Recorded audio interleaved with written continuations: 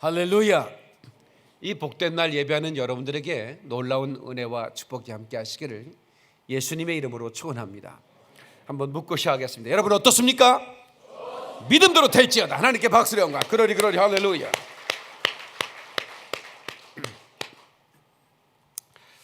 성경은 우리가 항상 기뻐하라 그렇게 명령합니다. 이것은 너희를 향한 하나님의 뜻이라고 그랬습니다.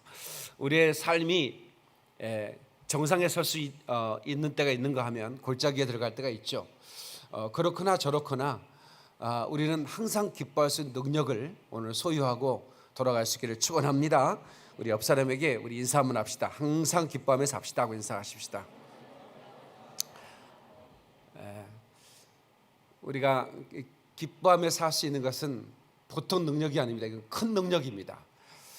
좋을 때 기뻐하는 건 어렵지 않은데 슬플 때 기뻐하는 것은, 그리고 힘들 때, 고난을 만났을 때, 환난 중에 기뻐하는 것은 정말 쉬운 건 아니에요. 그러나 우리 그리스도인에게 주어지는 하나님이 위로부터 우리에게 부어주는 능력인 걸 믿습니다. 여러분 항상 기뻐하며 살 수 있기를 바랍니다. 오늘 저는 하나님의 말씀을 마음판에 새겨라, 이런 제목으로 말씀을 전하겠습니다. 한번 따라서 하나님 말씀을 마음판에 새겨라. 다시 한번 하나님 말씀을 마음판에 새겨라. 시작. 주의 말씀이 머무는 곳, 이게 바로 우리 마음, 심장이라는 것입니다. 우리 그 주의 말씀, 그 진리가 고백되는 것은 입술이죠. 그러나 그것이 머무는 것은 우리의 심장이어야 된다는 거죠. 오늘 이 말씀이 여러분의 심령에 새겨지기를 주의 이름으로 축원합니다. 예레미야 20장 9절에 내가 다시는 여호와를 선포하지 아니하며 그 이름으로 말하지 아니하리라 하면 내 중심이 불붙는 것 같아서, 이 중심은 뭐냐면 심장이에요. 골수에 사무치니 답답하여 견딜 수 없나니라. 이 예레미야에게 하나님 말씀이 심장에 임하니까 다시는 내가 여호와 이름을 말하지 않으리라고 했더니 내 심장이 견딜 수가 없는 거예요. 답답해서. 이게 뭐냐면 말씀을 받은 자는 그 말씀 속에 있는 그 불이 그 사람을 그냥 있게 만들질 않아요. 그 가슴이 불타게 만다, 이 말입니다. 옛날 이런 노래 했어요. 불타는 이 가슴을 알아주세요. 말 못하는 이 가슴을 알아주세요. 이런 노래가 있었죠. 불타는 이 가슴. 우리가 하나님 말씀이 들어갈 때 가슴이 불이 탄다 이거야. 그리고 말을 못하면 견딜 수가 없는 그 가슴을 보고 있느냐, 그 말이죠. 그 누가 이 세상을 다 준다 해도 주님이 없으면 나는 못 살아. 복음성가 487장에 나오잖아. 가슴 속에 불이 있는 사람은 누구도 그 불을 끌 자가 없으며 그 가슴에 진리를 담은 사람은 결코 입술을 담을 수가 없더라, 그 말입니다. 말하지 않으면 견딜 수 없다, 이 말입니다. 그래서 우리는 말씀을 여기 뇌에 담아두는 게 아니라 심장에 담아둬야 돼요. 그래서 성경은 네 말씀을 마음판에 새기라고 말하는 것입니다. 다시 마음판에 진리를 새겨라. 이사야 40장부터 60장까지는 하나님께서 선자 이사야를 통해서 이스라엘을 위로하는 그런 말씀인데, 이렇게 시작합니다. 너희 하나님이 가라사대 너희는 위로하라. 내 백성을 위로하라. 이렇게 시작을 합니다. 그때나 지금이나 사람들은 위로가 필요합니다. 그래서 누구나 위로를 강구하지만 어떤 사람의 위로는 한계가 있습니다. 만족할 만큼의 위로가 그 사람의 위로를 통해 주어지질 않아요. 오직 하나님 말씀만이 위로라, 이 말입니다. 그래서 2절은 이렇게 시작하죠. 너희는 예루살렘의 마음에 닿도록 말하며 그것에게 외치라. 그 노역의 때가 끝났고 그 제약의 사함을 받았느니라. 여기서 디베르 알렙 에루살렘이란데요, 이게 뭐냐면 스피키 투 더 하십니다. 가슴에 대고 말하라, 그 말이에요. 내 백성이 위로할 때 그 위로가 어떻게 주어지는가를 우리가 살피면, 하나님 말씀이 들어가야 위로가 되는데 그 위로가 귀로 들어가는 것도 아니고 뇌로 새겨지는 게 아니에요. 가슴에 대고 말할 때 진정한 위로가 있다, 이 말입니다. 그래서 오늘 여러분들이 이 말씀을 들을 때, 하나님 말씀을 들을 때 가슴으로 듣고 가슴에 새겨버린 역사 있기를 주의 이름으로 축원합니다. 아멘. 아멘. 고린도후서 3장 3절에도 이와 같은 말씀을 주는데요, 너희는 우리로 말미암아 나타난 그리스도의 편지니 이는 먹으로 쓴 것이 아니요 오직 살아계신 하나님의 영으로 한 것이며 또 돌비에 쓴 것이 아니 오직 육의 신비에 한 것이니라. 다시 말해 육신의 마음의 신비에, 가슴에 이 말씀을 하나님이 새겨버릴 거라는 거예요. 뭘로? 진리의 말씀으로. 이 하나님의 전한 이 말씀은 너희를 향한 그리스도의 편지라는 겁니다. 사랑의 고백이 가득 담겨 있는 그런 편지예요. 근데 그 편지를 우리 주님은 돌비에 새기는 것이 아니라 우리 육의 신비에 새기기를 원한다, 이 말입니다. 아멘이시죠? 고린도서 2장 16절에 누가 주의 마음을 알아서 주를 가르치겠느냐? 그러나 우리가 그리스도의 마음을 가졌느니라. 그러니까 그리스도의 마음을 가진 자가 그리스도를 가르칠 수 있다, 이 말입니다. 그리스도의 마음을 어떻게 갖느냐? 하나님의 말씀을 듣고 그 가슴에 그리스도의 편지, 곧 그 사랑의 편지가 새겨지는 순간에 우리의 마음은 바로 그리스도의 마음이 되더라, 그 말입니다. 그 우리는 이 복음을 전할 때 우리 가슴에 이 그리스도의 마음을 먼저 품어야 합니다. 그리스도의 마음을 품으면 이제 그 말씀을 단지 선포하는 데 지나지 않습니다. 우리가 하나님 말씀을 알고 또 그것을 연구하고 그것을 선포하는 것으로 끝나면 안 돼. 우리 그리스도인들은 하나님 말씀으로 그 말씀을 우리 신비, 가슴에 새기고 그리고 그 말씀을 가지고 살아내는 겁니다. 말씀을 살아내는 것이 얼마나 중요한지 몰라요. 목사가 성경을 펴서 그 성경을 강의하고 강론하고 연구한 것을 마이크 앞에서 이렇게 선포하는 것은 그렇게 어렵지 않아요. 뭐가 어렵겠어요? 그러나 하나님은 목사에게 네가 이 말씀을 가지고 이 말씀을 해석해서 전하는 것도 중요하지만 네가 이 말씀대로 살아가느냐, 이 말이야. 네가 이 말씀을 살아내고 그래서 말씀을 이렇게 사는 것이라고 보여줄 수 있어야 그게 목사의 삶이 아니겠는가. 그런 생각을 할 때 하나님 앞에 얼마나 회개가 나오고 얼마나 하나님 앞에 죄송한지 몰라요. 늘 말씀을 전하기에 앞서 두렵고 떨리는 마음으로 나는 이 말씀을 전할 자격이 있는 사람인가, 난 정말 이 말씀을 살아내고 전하는 것인가.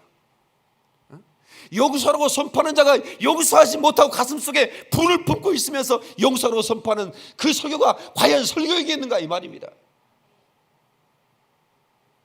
동시에 목사뿐만 아니라 우리 그리스도인도 우리가 성경을 읽을 때에 그냥 이것을 지식으로만 갖는 것이 아니라 내가 이 말씀을 품고 가슴에 새기고 이 말씀을 살아내야 되겠다고 하는 그런 치열함을 가지고 우리가 신앙생활을 해야 되는 거예요. 제가 며칠 침상에서 앓으면서 선배 목사님 중에 가장 치열하게 삶을 살아낸 분이 누굴까? 아마 부인할 수 없을 거예요. 김준원 목사님이라는 분이 계세요. 그분의 설교를 몇 개 제가 이렇게 들으면서 그분은 참 구수한 입담으로 그 자기의 그 이야기 보따리를 풀어내는 아주 재주가 있어요. 근데 그분 설교 들으면서 내 침상을 적시도록 울었어요. 이번 주간 내내. 참 멋진 선배가 우리 한국에 있었구나. 늘 알고 있었지만, 그가 신학교 때부터 자기는 빈민 선교를 해야겠다. 그래서 뭐 남양만인가 저기 그 판자촌 이런 데 가가지고 넝마주의 하면서, 넝마주가 뭔지 아세요? 쓰레기 같은 거, 종이 같은 거 주워가지고 파는 거예요. 그러면서 그 예배당 하나 어떻게 공간 빌려가지고 거기서 목회를 하는 거예요. 처녀 목회죠. 근데 뭐 날마다 술 먹고 뭐 그 막 그 주종 비틀거리는 사람들이 뭐 사는 곳이고, 과연 희망이 있을까 할 정도로 그런 곳에서 사역을 하는데, 한 번은 열병이 나가지고 한 열흘 동안 심하게 앓다 보니까 마음이 우울함이 생겼는지 도저히 이제 사역을 못 하겠더래요. 나 이러다 죽겠구나. 그래가지고 이곳을 떠나야겠다는 생각을 했답니다. 그래서 그 짐을 싸가지고, 뭐 짐이라고 해봐야 막 책이랑 뭐 이런 거 뭐 몇 가지 이렇게 옷까지 해가지고 박스를 딱 만들어가지고 나가려고 했는데, 그날따라 애들이 교회 앞에서 이렇게 교회 마당에서 이렇게 놀고 있더랍니다. 애들 보는데 전사님 어디 가세요? 나 떠난다 이렇게 하기는 그렇더래요. 그래서 문 열고 나오면 애들이 더 많이 모여 있고, 안 되겠다. 저녁에 가야겠다. 몰래 저녁에 짐을 싸야겠다. 애들 앞에서는 도저히 간다 하면서 못 가겠더래요. 그래서 짐을 놔두고 동네 한 바퀴를 이제 마지막으로 한 바퀴 이렇게 돌려고 이렇게 돌았대요. 이제 모퉁이만 돌면 또 교회예요. 근데 돌기 전에 보니까 그 이렇게 마당도 없는 집 있잖아요. 뭐 담바락도 없고 다 그런 집이잖아요. 애들 신발이 이렇게 많은데 문이 닫아 있더래요. 애들 다 밖에 놀잖아요. 이상하다. 애들이 집에 있나? 그래서 이렇게 이제 문을 열어봤더니 애들이 5명이 쭈루루 누워 있더래요. 그 이제 아버지는 그 교도소 가고 이제 잡혀가고, 뭐 엄마가 행상을 해가지고 노점상 해가지고 먹여 살고 있는데, 그래서 너희들 왜 이렇게 누워 있냐 그랬더니 이제 그 제일 큰형 한 10살 먹은 애가, 전도사님 3일 굶었더니 배가 고파요. 3일 굶은 거예요. 엄마가 노점상을 하다가 단속반에 걸려갖고 유치장에 들어가 있는 거야. 그러니까 이제 엄마가 이제 우리 애들 나 없으면 죽는다고 뭐 사정해도 소용없죠. 그러면 전화라도 좀 해주라고. 그 전화번호 대라 했더니 전화 없다고. 근데 이제 애들이 이제 이렇게 일어나 가지고 이제 형이 우니까 이제 내 동생이 이제 5명이 함께 오는 거예요. 근데 그 막내 한 3살짜리인가 애가 일어나 가지고 엄마 배고파 이렇게 그러더라는 거야. 막 울면서. 근데 그 아이를 이렇게 보는데 한 3초간 이렇게 보는데, 이렇게 보는데 눈이 마주쳤어요. 그 아이가 우는데. 근데 그 아이 얼굴에 예수님의 얼굴이 다 나오더라는 거야. 예수님의 얼굴이 쫙 비치는데, 잠깐 비쳤다가 사라지는데 이미 놀란 거예요. 그래서 슈퍼 가가지고 국수 사가지고 삶아서 애들 주고, 그리고 예수님이 이곳을 떠나지 말라고 그러는가 보구나. 내가 이곳에 와서 무엇을 하는 것도 중요하지만 이 사람들과 살아가는 것을 하나님이 기뻐하는구나.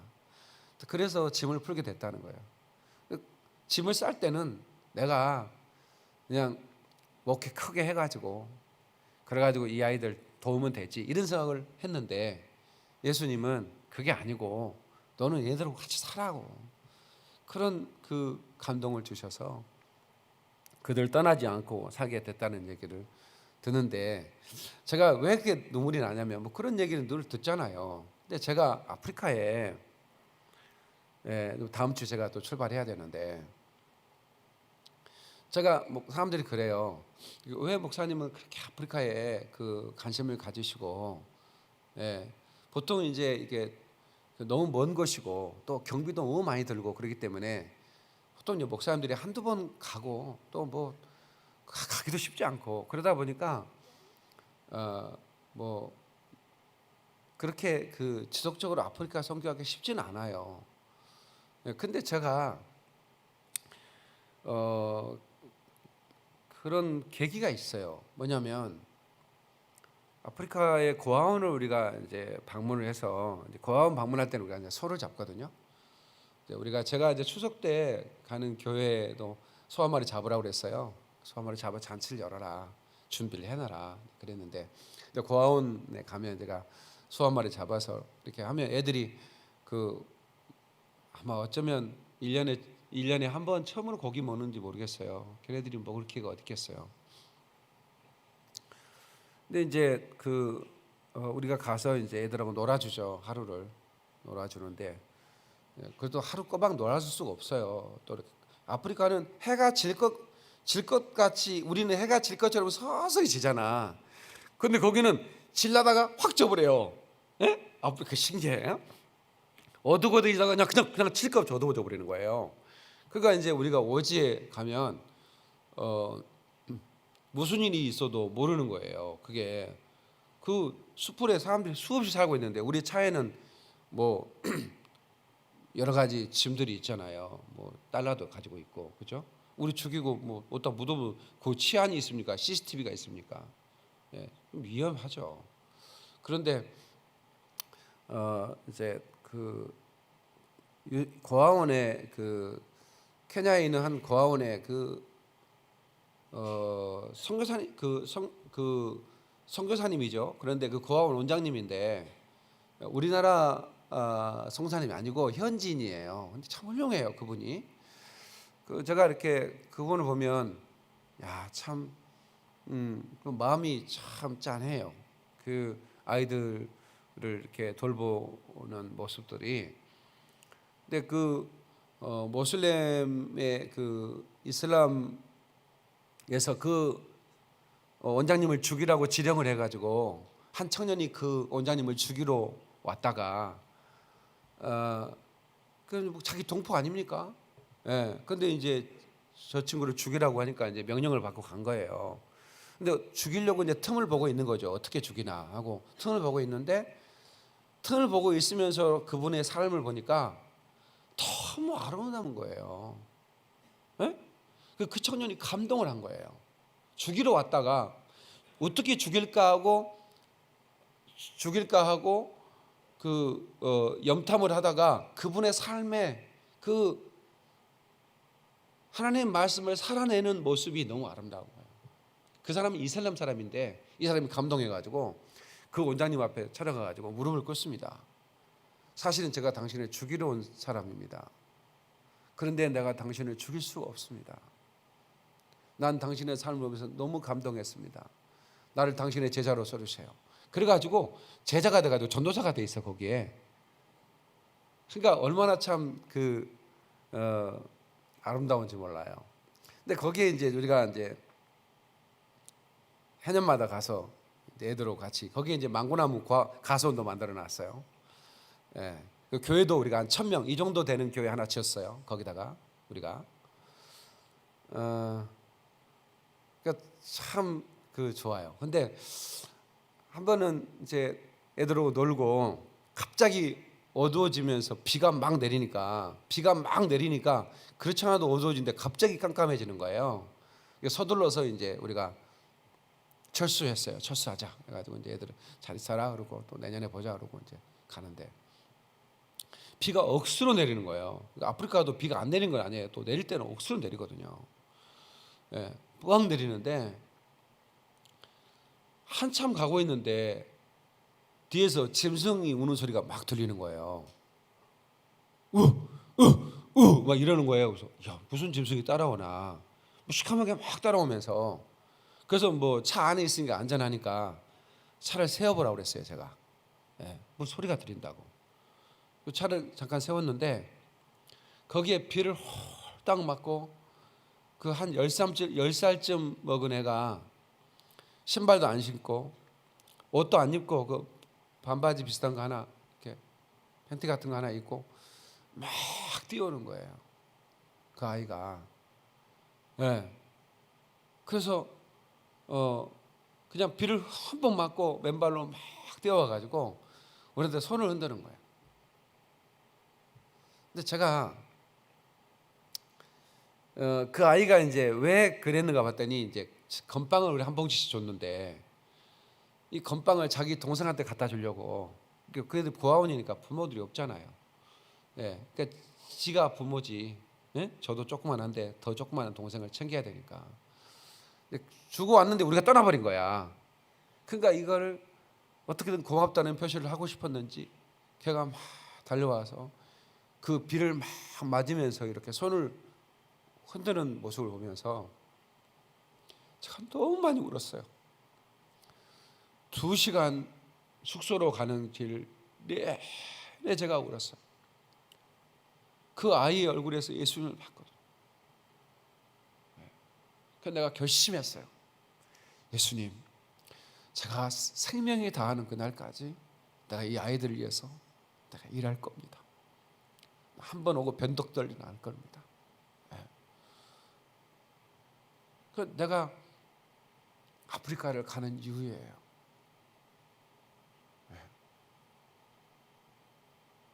그래서 우리가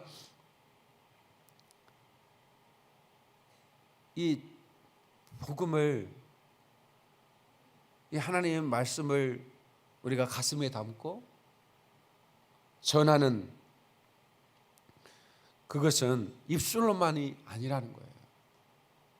어떻게든 우리가 우리의 삶으로 그 사랑을 전할 수 있는 그런 삶을 우리가 살다 갔으면 좋겠다, 이런 생각을 합니다. 까르디아이스라고 하는 신비, 그러니까 가슴을 헬라어로 그렇게 말합니다. 영어로 하트라고 그러죠. 이제 하나님의 사람들이 그리스도의 편지가 되기를 원하는 거죠.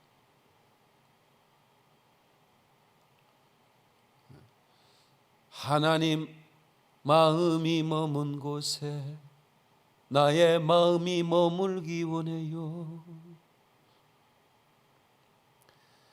주님의 눈물이 있는 곳에 나의 눈물이 떨어지고 하나님 마음이 머문 곳에, 성경을 보면 가부와 고아를 돌보라. 지금 가부들은 다 부자지만 옛날 가부는 가장 고통스러운, 가장 연약한 자리에 있는 사람. 고아들은 누구도 돌볼 수 없잖아요. 근데 하나님은 그들에게 더 마음이 머물고 계시고, 우리가 뭘 많이 하는 건 아니에요. 그러나 그들에게 당신은 혼자가 아니라고. 그 아프리카의 신학대학을 나온 애들은요, 영어를 잘해요. 영어를 잘할 정도 되면 NGO나 이런 데 그 취업을 하면 굉장히 많은 급료를 받고 편안하게 일할 수 있어요. 그런데 이들이 오지에 들어가서 그 엄청난 핍박을 받습니다. 무당들이 막 닭 모가지를 베가지고 교당 앞에 놓고 막 저주를 일삼고 볕질 다 해요.